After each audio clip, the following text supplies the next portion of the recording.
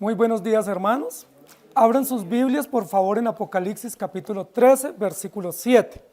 Continuamos en esta mañana de domingo estudiando el capítulo 13 de Apocalipsis en una descripción bastante amplia sobre un sistema bestial que viene sobre el mundo y que causa afectación a la iglesia y que se constituye en un sistema enemigo o antagónico contra el plan perfecto de Dios. Apocalipsis capítulo 13 describe dos bestias. Para muchos ha sido confuso ese tema de las bestias. Nosotros hemos procurado ser bastante amplios y claros en lo que creemos sobre el tema de las bestias, y hemos dicho en la primera parte del capítulo 13 que estamos de Apocalipsis, que la primera bestia que se describe no es un hombre, sino es un sistema, que no es un personaje religioso, sino que es un sistema político, que la primera bestia describe un sistema político, civil, militar, ideológico, que gobierna en las naciones y que extiende todos sus tentáculos sobre el mundo para afectar todo el plan de Dios, las instituciones de Dios y, por supuesto, perseguir a la iglesia, pero que es un sistema político.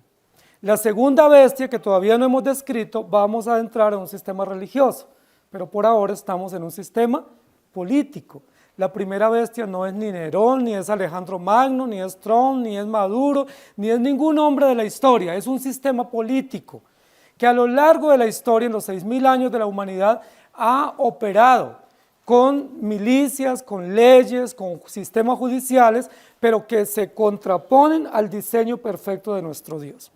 Entonces estamos en el versículo 7, que dice así: y se le permitió hacer guerra contra los santos y vencerlos. También se le dio autoridad sobre toda tribu, pueblo, lengua y nación. Primera bestia, sistema político, sistema gobernante, sistema militar, sistema judicial, que tiene poder, autoridad y trono para ejercer su gobierno y, por supuesto, para perseguir a la iglesia y perseguir todo lo que esté relacionado con Dios. El texto de hoy nos dice, y se le permitió hacer guerra contra los santos y vencerlos. Pero si ustedes se devuelven un poco al versículo 5, quiero que vayan conmigo, dice, y se le dio boca. Y luego dice, y se le dio autoridad, versículo 5. Y luego el versículo 7, y se le permitió hacer guerra. Y luego en la parte final del versículo 7, y se le dio autoridad. 4 veces en los dos versículos 5 y 7 dice que lo que él hace o lo que esta bestia o este sistema hace o ejecuta no lo hace por sí mismo o por sí misma, sino que lo hace porque alguien le dio permiso o alguien le dio autoridad o alguien delimitó un tiempo específico en el cual este sistema opera de manera cruel o de manera violenta contra las instituciones y contra el plan de Dios. La pregunta es, ¿quién le dio autoridad? ¿Quién es aquel que le dio boca para que hable blasfemias? ¿Quién es aquel que le permitió hacer guerra? ¿Quién es aquel que le otorgó autoridad sobre el mundo entero? Esto es algo que tenemos que descifrar primero para nosotros poder avanzar. Lo que tenemos que decir, y ya lo hemos dicho en otras oportunidades, es que aquel que le dio autoridad, que le dio permiso, que le dio oportunidad de regir por un periodo limitado de tiempo, pues es nada más ni nada menos que Dios. ¿Por qué? Porque Dios es soberano. Y Dios, que es soberano, rey absoluto y que tiene poder y autoridad plena, le dio autoridad limitada y temporal y efímera al sistema bestial o al sistema político o civil para que ejerza autoridad sobre las naciones y para que cumpla el propósito como instrumento en las manos de Dios. Para muchos posiblemente esto sea una locura, decir que Dios le dio autoridad, pero no hay otra forma de entenderlo, porque la bestia no tiene autoridad por sí misma, ni tiene trono por sí misma, ni puede guerrear por sí misma contra las instituciones de Dios. Ella no se manda sola, ella fue establecida por Dios para que cumpla un propósito y ese propósito es limitado, pero también redunda para los planes soberanos de Dios, que es mostrar su gracia y su benevolencia y su preservación. Entonces estamos aquí ante una bestia que ejerce autoridad criminal contra los santos de Dios y los vence. La pregunta es, ¿realmente los puede vencer? Porque si esta bestia logra vencer las instituciones de Dios, logra vencer a Dios y logra vencer a los santos, es mayor que Dios. No sería, o estaría o en el mismo nivel, o estaría superior a Dios, porque logra vencerlo. Entonces lo que nosotros estamos aquí en el texto es ante una aparente victoria del mal, pero es una victoria que no va a prevalecer. Él piensa o ella piensa que vence y que derrota las instituciones y derrota la justicia y derrota a los santos, pero en la práctica no logra derrotarlos, porque no hay nada ni nadie que pueda derrotar lo que Dios ha establecido y lo que Dios ha determinado desde la eternidad. Entonces estamos ante una aparente victoria. ¿Cómo vamos a poder entender esa victoria de la bestia? Muy bien. Ustedes saben que hay un país en el mundo que es abanderado de la libertad. De hecho, tienen la gran estatua de la libertad. Y todos los que viajan allá y los que viven allá se promueven o se publicitan como los abanderados de la democracia y de la libertad de los pueblos. Ustedes saben de qué país estamos hablando, ¿cierto? Es el gran país de la libertad, donde hay derechos, donde hay democracia, donde todo el mundo es ciudadano libre. La pregunta es, ¿puede haber un país donde todos los ciudadanos sean libres? ¿No será que en esa bandera de la libertad se legitiman genocidios, invasiones y grandes daños a la población civil a nivel de toda la historia? ¿No será que quienes levantan la bandera de la libertad son opresores? Y también persiguen y también van en contra de la moral.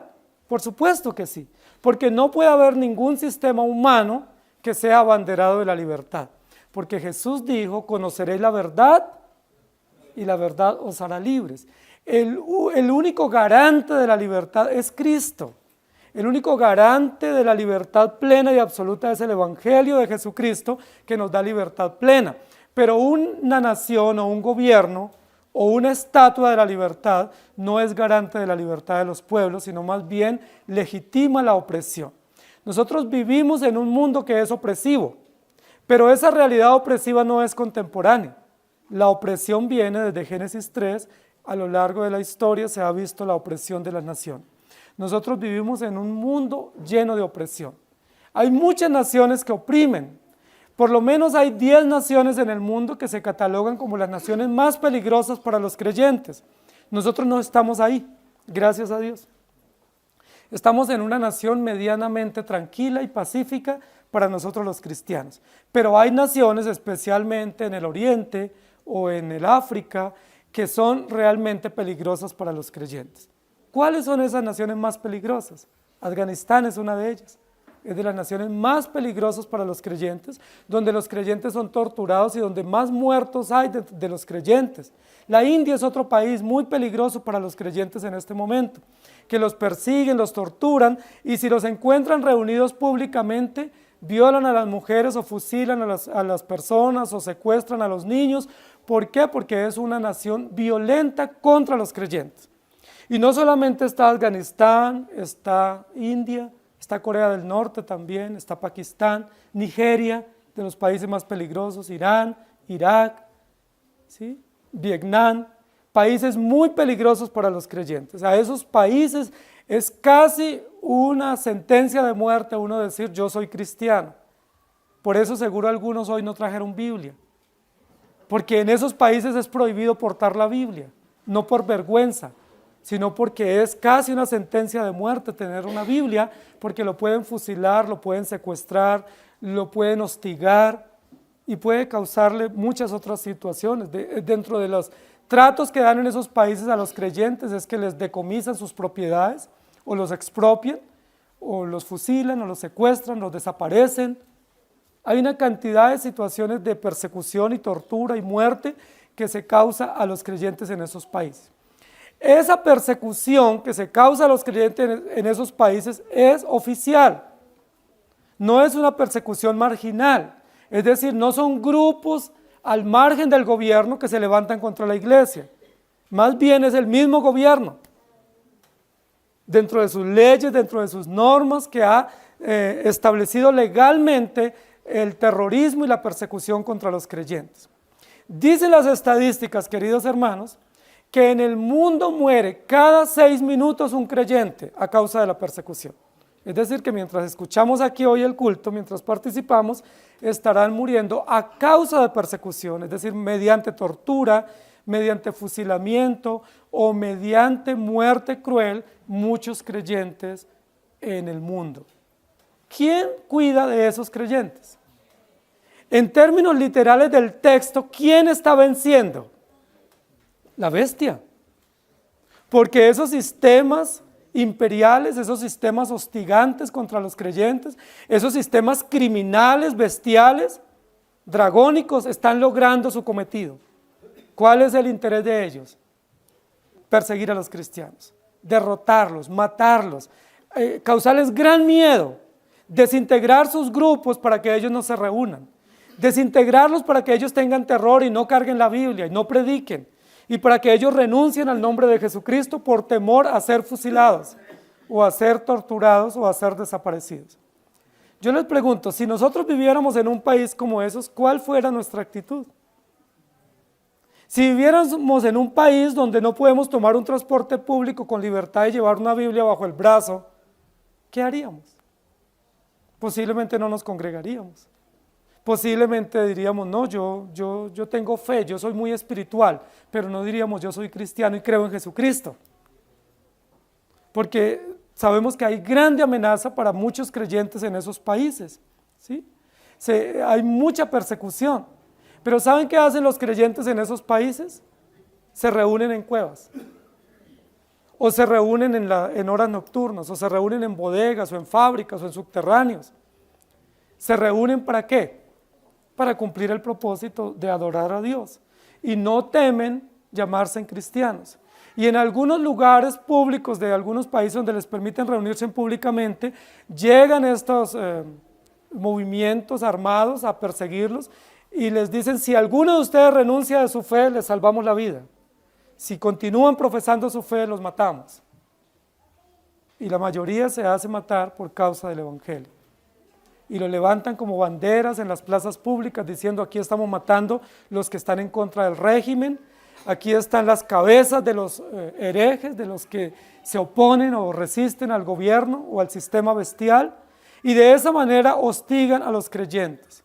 Se cree que en el siglo XX murieron 45 millones de cristianos en el mundo, torturados y perseguidos especialmente en esos países del Lejano Oriente, y países del África y países en persecución, algunos países en América Latina también, o algunas regiones de América Latina. Hermanos queridos, en el mundo hay gran persecución contra los creyentes. Y esa persecución no es a causa del mal comportamiento de los creyentes, o a causa de que ellos ejerzan unas banderas políticas diversas, es a causa de que ellos profesan la fe. ¿Quiénes se levantan en contra de los que profesan la fe? Los sistemas políticos bestiales. ¿Recuerdan en el capítulo 3, el primer versículo, cómo se describe la bestia? ¿De qué color es la bestia? Es roja, es criminal, es una bestia sangrienta, es una bestia que ama la sangre, que vino para hurtar, matar y destruir, y que causa gran daño. Ustedes pueden estar cantando victoria, diciendo, bueno, gracias a Dios nosotros no estamos siendo perseguidos, vivimos en un país libre. Vivimos en un país que nuestra Constitución estipula libertad de culto y libertad pública para reunirnos. Pero saben, la bestia persigue a los creyentes o persigue a la iglesia de dos maneras. Una manera es criminal a través de armas, a través de terrorismo, como en Vietnam, como en Pakistán, en Afganistán, en India, en Corea del Norte o en otros países, o en Siria o Somalia, donde persiguen a los creyentes. Esa es una forma institucionalizada como la bestia persigue a los creyentes y cierra iglesias y mata a los ministros, decomisa las Biblias. Esa es una forma. Pero ¿saben cuál es la otra como esa bestia persigue a los creyentes? A través de la legislación. Nosotros no estamos siendo perseguidos con armas. Ese tipo de persecución no lo tenemos, por lo menos de manera general en la nación, porque tenemos una constitución que nos defiende. Pero ¿saben cómo estamos siendo perseguidos como creyentes hoy en día aquí en nuestra nación? A través de legislaciones inmorales, a través de legislaciones que atentan contra las instituciones que Dios estableció desde el principio, a través de normas que el Congreso, el Parlamento y los sistemas judiciales dictaminan y que establecen, que hostigan o amordazan a la iglesia de tal manera que no tenemos libertad. No nos persiguen con armas, no van a visitarnos acá a este auditorio con armas y silenciarnos con armas, pero ¿saben cómo pretenden silenciarnos? Con normas. Pretenden silenciar a la iglesia con normas oficiales y legales que son vistas o bien vistas a través de organismos internacionales, pero que el fondo de esas normas es persecución contra la iglesia. Ustedes saben que una forma como nos están persiguiendo a nosotros como iglesia es a través de quitarnos el derecho de educar y de instruir a nuestros hijos. Eso es una norma ya en nuestro país, donde nos prohíben educar a nuestros hijos bajo principios bíblicos, bajo normas bíblicas sagradas, nos prohíben disciplinar y corregir a nuestros hijos. ¿No esa es una forma de hostigarnos? A nosotros hoy en día nos están hostigando en este país a través de no poder libremente ejercer los principios cristianos y dar cátedra de principios bíblicos sobre la familia, sobre la vida, sobre la procreación, sobre la familia, sobre la sociedad. Si un pastor o un creyente da un consejo bíblico y a alguien le incomoda ese consejo bíblico, nos puede poner una querella contra la iglesia o contra el consejero, diciendo es que me dio un consejo sesgado de acuerdo a mi ideología, me dio un consejo inadecuado de acuerdo a mi cosmovisión, y eso significa un llamado de atención o posiblemente también una detención temporal. ¿Por qué? Porque nosotros no estamos siendo perseguidos con armas, con fusiles, pero estamos siendo perseguidos a través de conceptos legales. Ustedes saben que a partir de la Constitución del 91 en nuestro país se sacó la Biblia de los estamentos públicos, se sacó la Biblia de los estamentos judiciales y se sacó la Biblia de las entidades educativas, de tal manera que ni en establecimientos públicos, ni en establecimientos judiciales, ni en estamentos educativos se es permitido públicamente pregonar o predicar el Evangelio. ¿Eso cómo se llama, hermanos? ¿Eso no es una forma de persecución? Con la venia del Estado y con la bandera de la democracia y con la bandera de la libertad. Es decir, nosotros los creyentes siempre hemos sido perseguidos. Nunca hemos tenido un periodo de paz. Y no pensemos que el hecho de que no nos pongan un arma al cuello o a la frente no significa que no haya persecución. Seguimos siendo perseguidos. La familia sigue siendo perseguida. La moral bíblica sigue siendo perseguida, las iglesias siguen siendo hostilizadas, los ministros siguen siendo hostilizados y perseguidos. ¿Por qué? Porque la bestia es una bestia criminal y es una bestia poderosa que extiende sus tentáculos a través de las leyes, a través de los jueces, a través de las milicias y causa gran represión a la iglesia. Pero eso no es lo más importante. Lo más importante es que aunque esa bestia ejerce ese poder, el poder que ella ejerce es limitado y la victoria que ella ostenta es aparente, nunca va a prevalecer. Y yo quiero que nosotros miremos cómo esa bestia opera, para que nosotros no nos engañemos. Porque es probable que usted diga, yo no me quiero ir para esos países en guerra, yo quiero vivir acá porque vivo en paz. Pues no nos confiemos mucho, porque acá estamos siendo perseguidos. En los sistemas educativos, en los sistemas judiciales, en los sistemas legales, los medios de comunicación, ejercen gran presión contra los creyentes y gran represión y hostilidad, y también nos amordazan para que no hablemos públicamente. Por ejemplo, ustedes saben que ya está prohibido por ley del Estado o por decreto que se hable abiertamente sobre el matrimonio bíblico. Está prohibido. Si alguien habla abiertamente sobre el matrimonio bíblico, eso puede ser considerado como una amenaza o un trato inadecuado contra personas que piensan distinto. Entonces casi que nos están diciendo, crea en Dios, pregone la Biblia, pero no diga nada. ¿Sí? No hable abiertamente. Si usted habla abiertamente contra la homosexualidad, contra el lesbianismo, contra las perversiones sexuales, ¿a qué se atiene en este estado? En este estado libre. ¿A qué nos atenemos? ¿A que nos persigan? o nos quiten la licencia para funcionar como iglesia, o nos hagan una detención por 24 o 48 horas, o a que hagamos una rectificación pública. Ayer estaba hablando con un hermano que me contaba de un pastor que le dio un consejo bíblico a una persona y le dijo, es que eso que usted está haciendo es pecado, y la Biblia dice que es un pecado y hay una consecuencia por su pecado.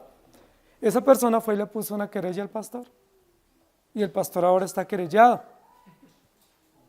Y él dijo, no, pero es que yo lo que le dije, sí, pero esa persona, pues eso no se puede hacer porque estamos en un país abierto y libre. Entonces ahora esa persona sigue recibiendo consejería, pero tiene que llevar testigo y acompañante del Estado para que el pastor no se vaya a propasar, según ellos, a decirle que eso que él está haciendo o esa persona está cometiendo es un pecado. Entonces, hermanos queridos, esta bestia, que es una bestia terrible, se le permite hacer guerra contra los santos y vencerlos. Lo primero que tenemos que decir es, esa guerra fue Dios el que permitió que la realice contra la iglesia. Es decir, no nos vayamos en contra del Estado o en contra de esos países. ¿Por qué? Porque ¿quién le permitió hacer guerra a este sistema político? Dios mismo. Fue Dios mismo el que permitió, fue el que dio permiso, fue el que decretó que haya guerra contra la iglesia, contra los santos, y que quienes lideren esa guerra en primer lugar sean los sistemas políticos y los sistemas militares y judiciales. Es decir, el problema no es el Estado, es parte del plan de Dios para la iglesia. Y se le permitió hacer guerra contra los santos y vencerlos. ¿Cuál es la primera forma como esta bestia hace guerra contra los santos? Lo primero es levantándose contra Dios. Y nosotros pudiéramos pensar que son ahora los sistemas políticos. Y no, siempre ha sucedido así. Yo les pregunto, ¿quién le dio permiso a Faraón para levantarse en contra del pueblo de Dios? ¿Quién fue el que autorizó? Y recuerden que hubo un decreto. Y ese decreto no decía prohibido predicar. Ese decreto no decía prohibido reunirse. Ese decreto tampoco decía prohibido orar o confesar a Dios o a Yahvé como el Dios único. ¿Qué decía ese decreto? Los niños varones deben ser ahogados. No eran abortados en esa época, eran ahogados en el río Nilo. Eso decía el decreto, todo niño varón que nazca de aquí en adelante entre los hebreos debe ser ahogado, debe ser lanzado al río Nilo. Ese decreto parecía que no tenía ningún intento represivo o de persecución contra los creyentes, pero sí lo tenía. ¿Cuál era el propósito del faraón? ¿Matar niños simplemente? ¿Cuál era el propósito? Acabar con la descendencia de los hebreos. Y al acabar con la descendencia de los hebreos, él ¿contra quién estaba lanzando su persecución directa? Contra Jesucristo. El propósito de Faraón no eran unos niños, ese no era su interés. El propósito de Faraón, impulsado por el dragón, que es el autor del mal, era perseguir la descendencia del Mesías, destruir la descendencia del Mesías de tal manera que no hubiera Salvador. Y al no haber Salvador se frustra todo el plan de Dios de la redención. Y todo el propósito salvífico quedaba en entredicho y Satanás o esta bestia criminal hubiera cantado victoria. El propósito no fue los niños. Al sistema realmente no le interesan los niños. Es abanderado de los derechos, pero en la práctica los extermina. O sea, realmente no le interesan los niños. No le quitan ni le ponen los niños a un sistema político. Por eso los sistemas políticos se contradicen. En una mano levantan la bandera de los derechos humanos y con la otra levantan su arma para matar o para asesinar o para exterminar. Es una doble moral. Faraón encarnó esa doble moral, porque Faraón tenía ejércitos, se beneficiaba de los hebreos, respetaba supuestamente a los hebreos, les había dado una buena tierra, sabía que el imperio se había levantado porque Dios había dado el diseño económico y el diseño de organización y distribución a través de José, que era hebreo, que todo el poder del imperio egipcio lo habían ayudado a construir los hebreos. De hecho, se cree que las pirámides las construyeron los hebreos. La Biblia lo registra, ¿cierto? En Éxodo 1 y 2, que ellos eran los que preparaban ladrillo y que construían y tenían capataces. Es decir, todo el poder imperial y toda su riqueza imperial la trabajaron los hebreos. ¿Por qué ahora se viene a matar los niños de los hebreos? O sea, ¿qué mal le habían hecho los hebreos a Faraón? Ninguna. Más bien les habían ayudado a desarrollar su economía, les ayudaron para que ellos no colapsaran como nación, les ayudaron los hebreos para que se hicieran poderosos a través de todo el sistema de distribución de la comida que había almacenado José. No les habían hecho ningún daño, más bien les habían engrandecido. ¿Por qué se levantan contra los niños? ¿Cuál es el interés de Faraón? ¿Matar los hijos de familias indefensas hebreas o destruir el plan de la redención? El objetivo directo de Faraón no fueron los hijos de los hebreos del momento. El objetivo directo fue el plan de la redención. ¿Quién conocía del plan de la redención? ¿Faraón lo conocía? ¿Quién sabía que había una promesa salvífica y que de la descendencia de los hebreos vendría el Mesías? ¿Quién escuchó eso? Génesis 3. Recuerden que en el Edén, cuando Dios viene a pedir cuentas y está ahí la serpiente, está Adán y está Eva, hay una promesa redentiva. Y esa promesa redentiva también tiene juicio sobre la serpiente, pero hay una promesa de esperanza para la mujer y le dice, de la simiente de la mujer vendrá el Salvador. Pero también dice que de la simiente de la mujer atacará y causará una herida mortal a la simiente o a la serpiente. Entonces Faraón sabía, por la influencia del mal de Satanás, que había una promesa de redención y él la quiere exterminar. Entonces, ¿qué es lo primero que hace estos sistemas políticos? Nosotros pensamos que ellos atentan contra la familia, que ellos atentan contra la niñez, eso es lo que nosotros vemos, pero realmente ¿contra quién atentan estos sistemas políticos? ¿Cuál es su propósito directo, su objetivo principal? ¿La familia o Dios? ¿Los hijos o Dios? Nosotros vemos que ellos van contra instituciones visibles, pero ese no es el objetivo que tiene la bestia. El objetivo de la bestia es contra Dios. Recuerden en la época de Herodes. Herodes fue un gobernador judío puesto por los romanos para gobernar. Herodes también dio un decreto. ¿Cuál fue el decreto de Herodes? Mandar a matar los niños menores de 2 años en esa comarca, en esas aldeas. Eran hijos de pastores, eran hijos de aldeanos, hijos de ganaderos, no eran hijos de poderosos. No, él no mandó a matar grandes cantidades de niños en la ciudad, en Jerusalén. Él solo ordenó que se mataran los niños en esa comarca, en los alrededores de Belén, y Belén era una aldea ganadera, pastores humildes. Los pastores en esa época, en esa región, eran personas humildes, no eran hacendados, eran obreros. Y Herodes mandó a matar los niños. ¿Cuál era el interés de Herodes? ¿Causar dolor a esas familias humildes? Esas familias ni le quitaban ni le ponían al sistema político. Herodes tenía solo una finalidad, que dentro de todos esos niños que murieran, matar a Jesucristo. Fue una redada lo que hizo Herodes, fue una pesca milagrosa lo que intentó hacer Herodes, para en medio de todo eso pescar y matar a Jesús. Ese fue realmente su interés. ¿Lo pudo lograr? No lo pudo lograr. Mataron muchos niños. Y la Biblia dice que hubo un gran clamor entre las familias.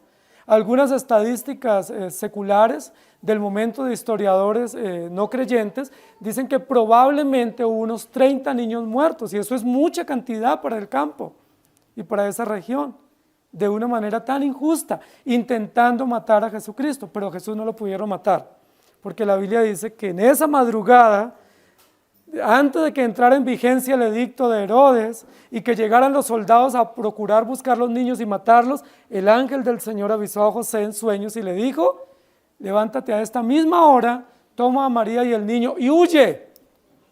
Y cuando se comenzó a aplicar el edicto de Herodes, ya José iba en camino con María y el niño. ¿Quién preservó a ese niño indefenso? Dios mismo. En la época de Faraón hubo familias que se rebelaron contra el sistema y que no tuvieron temor a Herodes. Y una de ellas fue la de Anrab y Jocabet, y que preservaron, en este caso Moisés, y le salvaron la vida. Hermanos queridos, la guerra encarnecida que hace esta bestia es contra Dios. Y en ese paso daña y afecta a muchos creyentes y los persigue y los hostiliza. Siria y Asiria, cuando persiguieron el sistema monárquico hebreo y cuando lograron llevar cautivos a los judíos o a los hebreos en ese momento a territorio sirio o babilónico, ¿qué querían destruir? ¿A ellos realmente les interesaba llevar secuestrados a los hebreos? ¿A ellos realmente les interesaba matar a los hijos de los hebreos y llevarlos cautivos y exterminar el país? ¿Cuál era el objetivo que ellos tenían? No eran ni las mujeres hebreas, no les interesaban los soldados hebreos, no les interesaban las armas de los hebreos porque no eran muy buenas, no les interesaba nada de la población hebrea, ni de la economía o el territorio o la agricultura hebrea. ¿Qué era lo que les interesaba? Destruir el templo. El objetivo de ellos era destruir el templo, destruir la monarquía o convencerlos de que se quedaran bajo colonia de ellos y llevarse las riquezas del templo, principalmente el arca de la alianza o el arca del pacto. Eso es muy importante. Toda la persecución que el pueblo de Dios sufrió en el Antiguo Testamento, el objetivo siempre fue el templo y el objetivo directo fue el arca de la alianza. ¿Por qué era el tesoro preciado para los enemigos? Porque el arca de la alianza era el símbolo de la presencia de Dios y el símbolo de la redención y de la justicia de Dios para el pueblo. Entonces esta bestia política, esta bestia militar, esta bestia ideológica persigue no a los creyentes de forma directa, sino a Dios y todo lo que represente Dios, la Biblia, las instituciones que representan a Dios, la moral que representa a Dios y los creyentes que representan a Dios. Hace guerra contra Dios. La pregunta es, ¿podrá la bestia vencer a Dios? ¿Puede la bestia derrotar a Dios?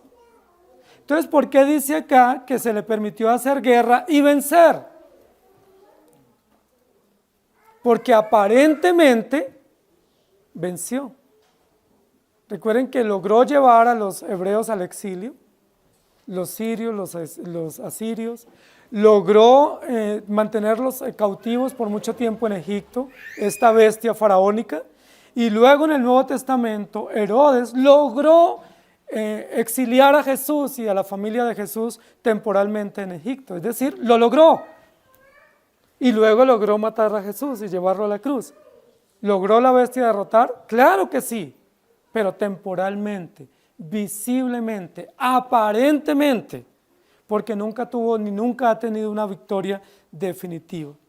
La Biblia dice que esta bestia hace guerra contra Dios. En segundo lugar, dice la Biblia que esta bestia hace guerra contra los creyentes y logra vencerlos. Ahí dice el texto, y se le permitió hacer guerra contra los santos y vencerlos. No porque la bestia sea vencedora o victoriosa, sino porque logró vencer o perseguir a los creyentes. En el Antiguo Testamento todos los profetas fueron perseguidos y fueron muertos criminalmente. No hubo un profeta del Antiguo Testamento, a excepción de Daniel, que no hayan sido perseguidos por el sistema en Israel mismo y fueron torturados. Recuerden que la Biblia dice, ustedes lo pueden encontrar en Hebreos capítulo 11, dice, ¿y qué más digo? Porque el tiempo me faltaría contando de Gedeón, de Barak, de Sansón, de Jefté, de David, así como de Samuel y de los profetas, que por la fe conquistaron reinos, hicieron justicia, alcanzaron promesas, taparon bocas de leones, apagaron fuegos impetuosos, evitaron filo de espada, sacaron fuerzas de debilidad, se hicieron fuertes en batalla, pusieron en fuga ejércitos extranjeros. Oigan bien, las mujeres recibieron sus muertos mediante resurrección. mas otros fueron atormentados, no aceptando el rescate a fin de obtener mejor resurrección. Otros experimentaron vituperios y azotes, y más de estos prisiones y cárceles. Fueron apedreados, aserrados, puestos a prueba, muertos a filo de espada, anduvieron de aquí para allá, cubiertos de pieles de ovejas, de cabras, pobres, angustiados, maltratados, de los cuales el mundo no era digno, errando por los desiertos, por los montes, por las cuevas, por las cavernas de la tierra.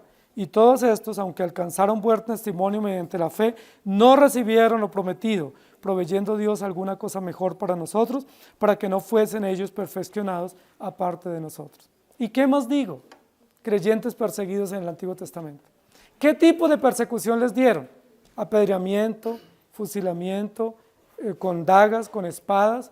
Dice también que fueron puestos en hogueras, que fueron aserrados, que fueron echados a fosos de leones, perseguidos con todo tipo de persecución, desmembrados, descuartizados, desaparecidos.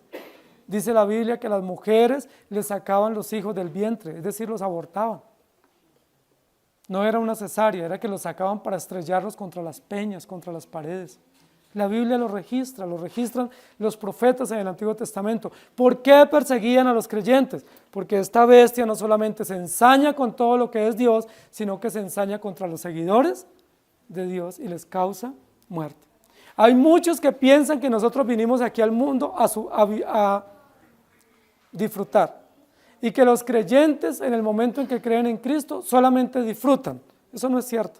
Nosotros disfrutamos porque tenemos esperanza eterna y porque tenemos seguridad eterna en las promesas, pero la Biblia dice, en el mundo tendréis aflicción. Hay muchos que piensan y estudian Apocalipsis y dicen es que vamos de mal a bien, es decir, el mundo se encamina hacia un florecimiento, hacia un bienestar, hacia una grandeza y plenitud de paz y de tranquilidad y de opulencia. La Biblia dice todo lo contrario, el mundo cada día avanza hacia la apostasía. Muchas veces apostasía a través de las leyes y persecución severa. Juan, cuando está escribiendo el Apocalipsis, se enfrenta a la gran persecución del Imperio Romano.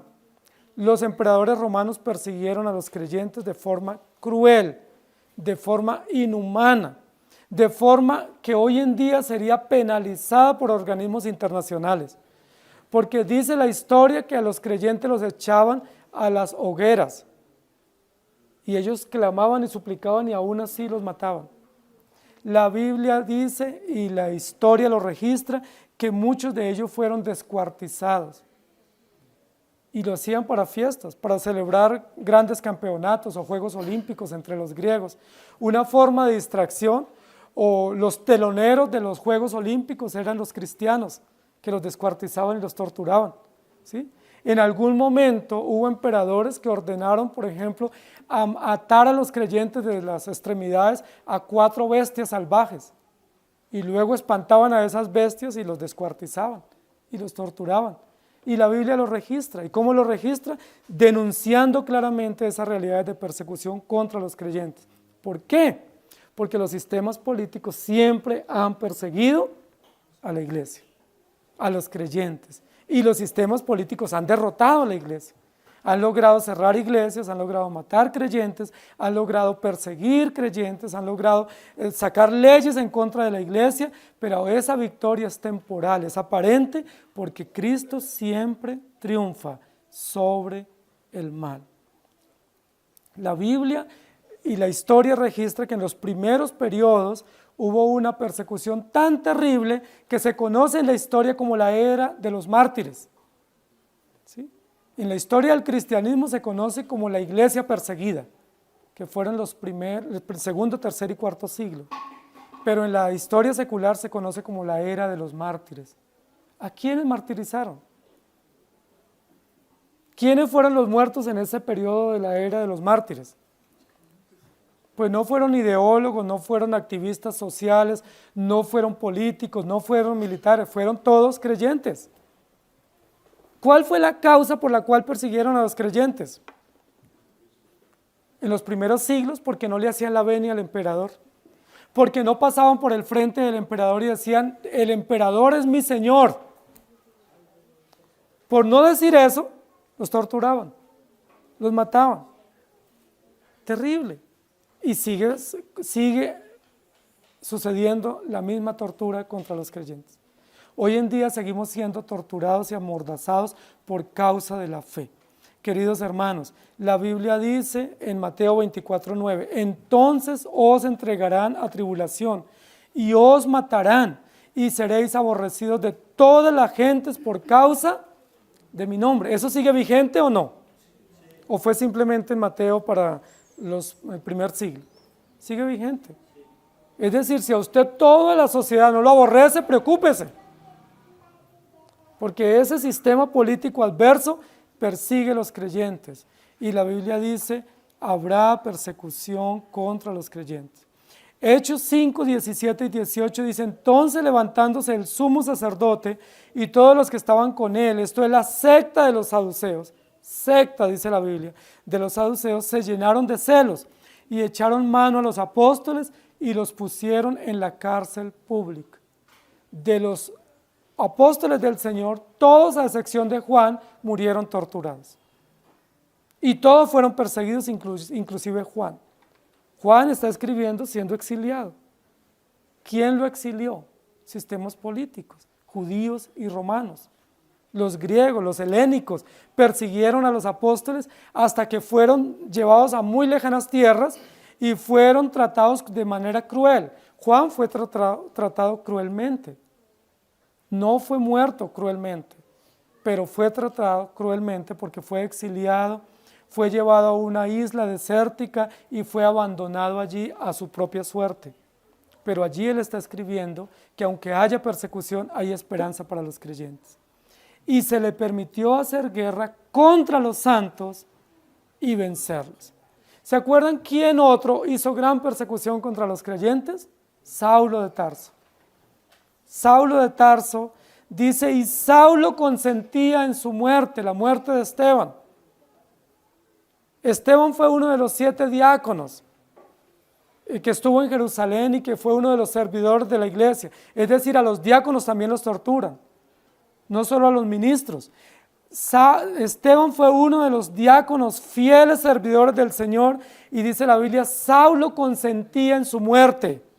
En aquel día hubo una gran persecución contra la iglesia que estaba en Jerusalén y todos fueron esparcidos por las tierras de Judea y de Samaria, salvo los apóstoles. Y hombres piadosos llevaron a enterrar a Esteban e hicieron gran llanto sobre él. Y Saulo asolaba a la iglesia y entrando casa por casa arrastraba a hombres y a mujeres y los entregaba en la cárcel. ¿Quién fue Saulo de Tarso? Uno de los intelectuales más famosos de los judíos en ese momento. Fue uno de los hombres más intelectuales del momento, un políglota, un hombre con una cultura general extraordinaria. Pertenecía a la aristocracia judía, era ciudadano romano, viajaba libremente por todo el mundo griego. Se cree que Pablo sabía por lo menos 5 o 7 idiomas en ese momento. Era un hombre escritor famoso, tenía relaciones internacionales famosas, pero era un perseguidor de los creyentes. Es decir, los intelectuales también persiguen la iglesia. Los jueces, los fiscales, los militares, los políticos de gran rango también persiguen la iglesia. ¿Por qué? Porque no les conviene que haya una entidad o un organismo que tenga principios morales distintos. Porque no les conviene para sus intereses. ¿O ustedes creen que a un gobierno como los nuestros le conviene que haya una institución que se levante en contra de la muerte? No les conviene, porque todas las agendas, ¿sí? Las agendas de los organismos internacionales indican que lo ideal para cualquier nación es aprobar la muerte.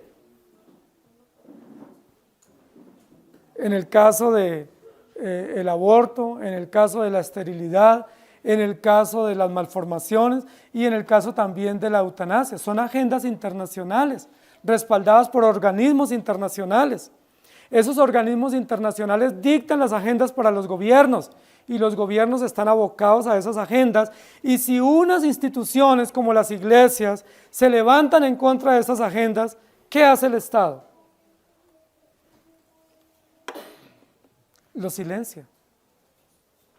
En algunos lugares los silencia con armas, en otros los silencia a través de quitar licencias, o cerrar iglesias, o perseguir a los creyentes. ¿Por qué? Porque esta bestia persigue a los creyentes. ¿Saben quiénes dentro de esas sectas que persiguieron a los creyentes fueron más sanguinarios? Los saduceos y los fariseos y los herodianos fueron los que más persiguieron a la iglesia. Saulo era fariseo de fariseos, pero él tenía unas relaciones políticas muy estrechas y él se encargó de perseguir. Parecía que Saulo viviera sin oficio, de casa en casa sacando a los creyentes arrastrados para llevarlos a la cárcel. Y estamos hablando de Jerusalén. Pero la Biblia dice que luego Saulo fue tocado por el Espíritu Santo, fue un converso del cristianismo y ahora él pasó de perseguidor a perseguido. Saulo sufrió gran persecución. De todos los apóstoles, el que más persecución sufrió fue Saulo o Pablo. ¿Por qué? Él ahora en carne propia sufrió lo que él hizo contra los creyentes. Dice la Biblia, y Saulo consentía en su muerte, es decir, daba su aprobación. Y la Biblia también dice que la ropa de Esteban la pusieron a los pies de Saulo. Saulo fue un afamado perseguidor de la iglesia. Esta bestia no solamente persigue a Dios, persigue a los creyentes, sino que la Biblia dice que se le dio autoridad sobre todo el mundo. Yo quiero que miremos la parte final del texto. También se le dio autoridad sobre toda tribu, pueblo, lengua y nación. Y esto es muy importante que lo notemos, porque ya hemos visto en el capítulo 5 y 6 de Apocalipsis que los creyentes entonan que Cristo es Salvador y que ha salvado hombres y mujeres de todos los pueblos, tribus, lengua y nación. Esta frase o esta expresión se repite. Es una expresión que se repite, ya se ha dicho anteriormente en el libro de Apocalipsis. Pero la primera vez que se presentó en Apocalipsis dice que Dios o el Cordero salvó personas de todas las tribus, pueblos, lengua y nación, o lenguas y naciones. Y ahora se nos va a decir que esta bestia tiene autoridad sobre toda tribu, pueblo, lengua y nación. La pregunta es entonces, ¿quién tiene autoridad sobre las tribus y los pueblos? ¿O Dios o la bestia? ¿O es que hay una autoridad compartida? ¿O es que Dios ya tuvo autoridad y ahora le dio autoridad temporal a la bestia? No, lo que está diciendo el texto es que la autoridad del mal tiene un alcance universal. Es decir, Satanás o el dragón, a través de las bestias que gobiernan y que ejercen autoridad política y militar, han alcanzado a permear todos los lugares de la tierra. Es decir, el pecado imputado que viene desde Adán, donde hay un hombre hay pecado y hay maldad, y por lo tanto todos los gobiernos, llámense tribus, pueblos, lenguas o naciones, están llenos de maldad. Si hay maldad en el mundo, esa maldad, ¿quién la representa? Satanás. Satanás representa el sistema de maldad porque es el autor de maldad. ¿Dónde no hay maldad? Donde no hay personas. Pero donde hayan personas, hay maldad porque la Biblia dice que todos estamos bajo pecado.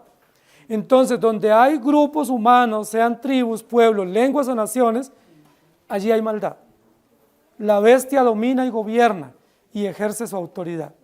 Pero lo que dice el otro texto que ya vimos anteriormente en Apocalipsis, es que Dios en su benevolencia, en su condescendencia, en su plan soberano de redención, quiso en medio de pueblos, tribus y naciones llenas de maldad, dar a conocer el Evangelio, de tal manera que el plan de redención alcanza a tribus, pueblos, lenguas y naciones. No es que cohabiten el bien y el mal, no es que el bien y el mal se necesiten, ¿sí? No es que el bien dependa del mal para existir. Eso no existe en el Evangelio, eso es filosofía pagana, filosofía oriental. Lo que la Biblia dice es que el bien prevalece sobre el mal. y que aunque hubo maldad y hay maldad en todo el mundo, el evangelio será predicado en todo el mundo, de tal manera que habrá salvos de todas las tribus, de todos los pueblos, de todas las lenguas y de todas las naciones. Pero yo quiero que nosotros notemos eso. ¿Saben por qué? Porque yo he escuchado y yo lo he dicho y lo hemos dicho muchas veces, cuando pensamos que este país es terrible para vivir, tanta inseguridad, tanta pobreza, tanta desigualdad, ¿por qué no irnos para un país más tranquilo? ¿Sí? Algunos miran al norte, porque el norte es mejor para vivir. ¿Sí? Algunos miran a otros continentes, porque son países más tranquilos, con mejores economías, más pacíficos, donde mis hijos se van a desarrollar y van a tener mejores oportunidades. ¿Qué dice la Biblia? La bestia tiene autoridad sobre toda lengua, todo pueblo, toda tribu y toda nación. Usted puede irse a cualquier nación del mundo, pero no va a tener mayor bienestar que el que tiene acá, porque quien lo sustenta aquí es el que lo va a sustentar allá. En cualquier país del mundo hay maldad, solo que hay diversas formas de maldad.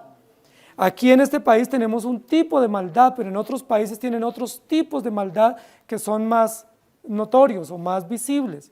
Pero en todos los países hay maldad. ¿Por qué? Porque la Biblia lo dice. A esa bestia se le dio autoridad sobre toda lengua, todo pueblo, toda tribu y toda nación. Es probable que usted esté muy preocupado aquí por la economía y es probable que en otro país usted tenga mejores condiciones económicas, pero va a tener otras amenazas que aquí no tiene, va a tener otras angustias que aquí no tiene, va a tener otras realidades de maldad que aquí no tiene. Generalmente los países llamados libres o ricos, hoy en día son los países con más perversión moral. Son países donde ya han aprobado una cantidad de leyes inmorales. Hay mejores posibilidades económicas y de educación, pero hay mayores riesgos para el desarrollo de nuestra familia y de nuestros hijos, porque se han aprobado leyes muy destructivas. Ustedes saben que ya algunos de esos países con mejores economías ya aprobaron la pedofilia. Algunos de esos países ya es legal la pedofilia. Ustedes saben que algunos de esos países del norte o algunos estados del norte ya aprobaron, por ejemplo, la zoofilia. Es legal. Nosotros decimos, acá estamos viviendo terrible, pero ¿cómo viven allá? Con mejor economía, pero con más perversión moral. Entonces, así que desempaquen su maleta y quédense acá, porque acá es un país que Dios nos dio para vivir y para predicar el evangelio.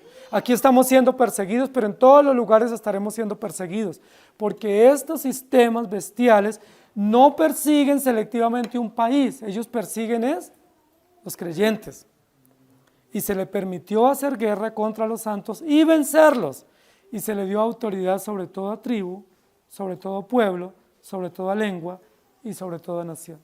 A nosotros en algunos lugares, o dependiendo de quien nos cuente la historia, nos han dicho, no, es que hay unas razas o algunos pueblos que son macabros y son sanguinarios, pero hay otros que son pacíficos.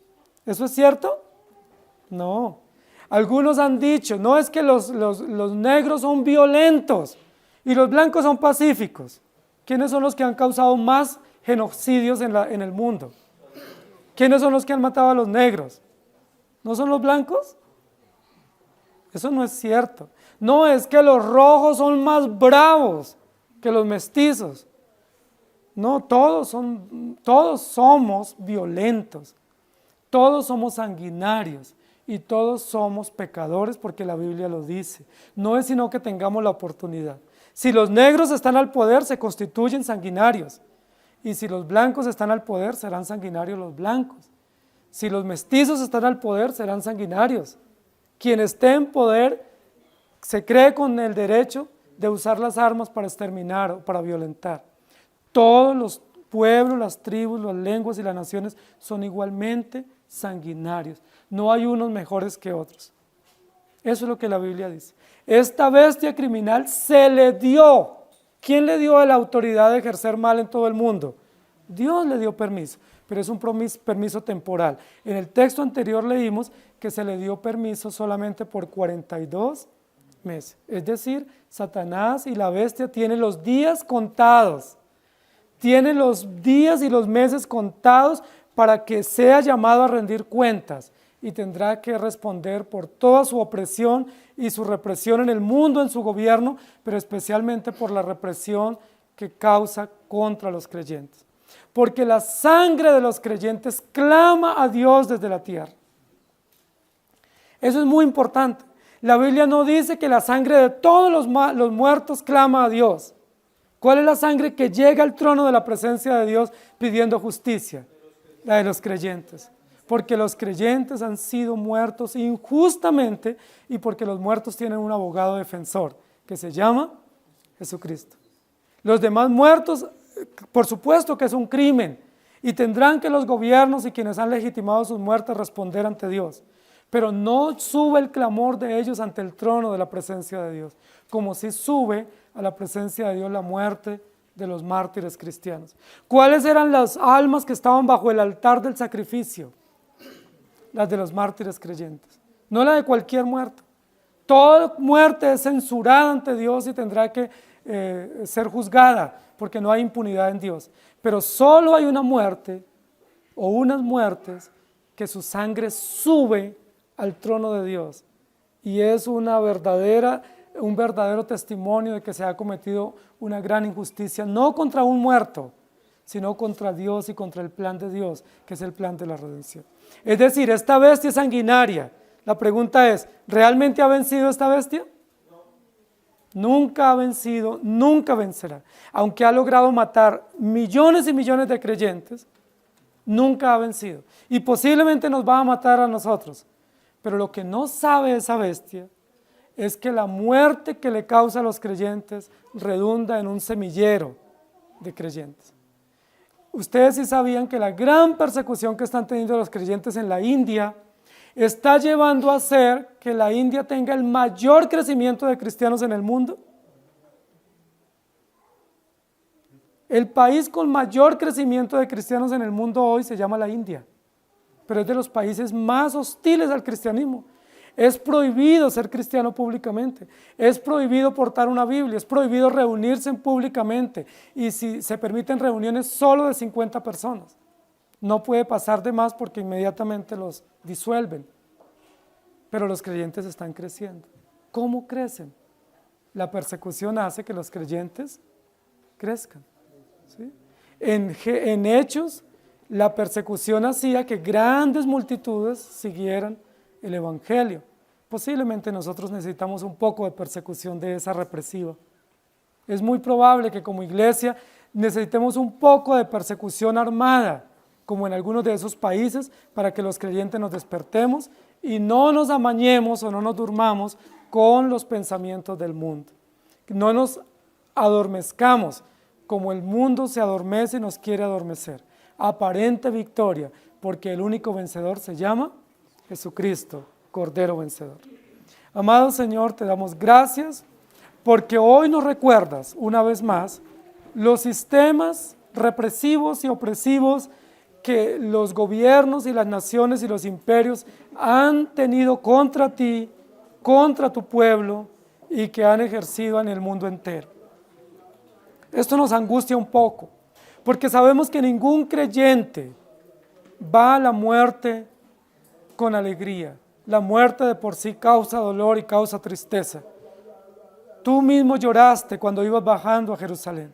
Tú mismo estuviste muy angustiado en Getsemaní. Tú lloraste ante la muerte de Lázaro. Y tu palabra nos dice que cuando hay muertos, hay lloro, hay dolor.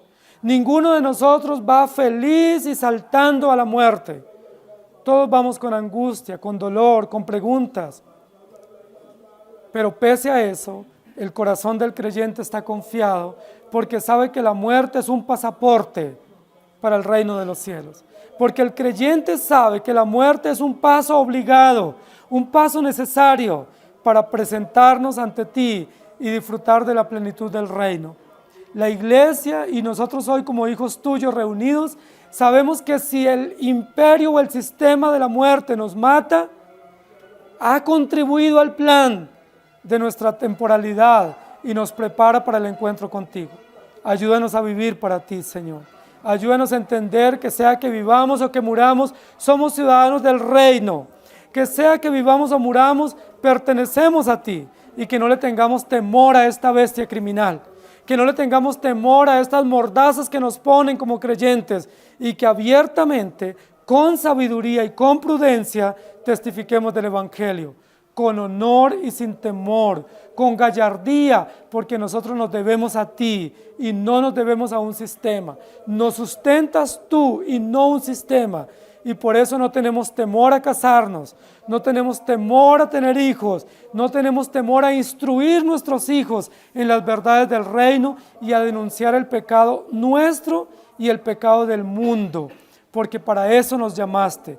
Si nos matan, si nos silencian, contribuiremos a la extensión del reino, y si nos matan, la sangre nuestra dará testimonio de que han muerto creyentes martirizados que te sirven a ti, y tú defiendes a tus testigos, porque tú nos has puesto como olivos y como candeleros en el templo.